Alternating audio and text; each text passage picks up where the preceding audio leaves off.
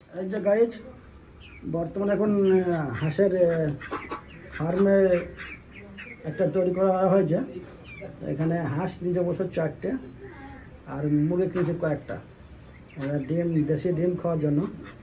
তো হাঁসগুলো খুব ভালো সৌন্দর্য ডিম দেয়, এভরিডে ডিম দেয়। তো কেউ ডিম খেতে ইচ্ছে করলে হাঁস বা মুরগি নিজে পুষিয়ে খাওয়ার চেষ্টা করে, সেখানে খাদ্যদ্রব্য থেকে উন্নত আসবে, অথচ ডিমের থেকে খুব সুন্দর ফসল পাওয়া যায়, তাকাত পাওয়া যায়। তো পোলট্রি ডিমের থেকে দেশি হাঁসের মুরগি ডিমগুলো খুব সৌন্দর্য ভালো, তাই করে আমরা কিনে রেখেছি। তো বছর এখান থেকে ডিম খাওয়া যায়।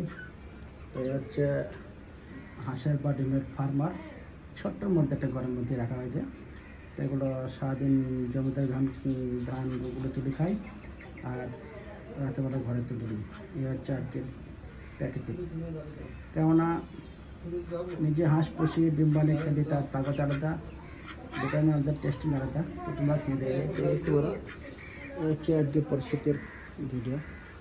তো খুব সৌন্দর্য যে বানিয়ে খেতে পারলে আরও ভালো হয় বা পরিস্থিতি হিসাবে উন্নত হয়, এটা আমি বলতে চাইছি। আমি কথা বোঝার মধ্যে সব জিজ্ঞাসা অংশ, ঠিক আছে।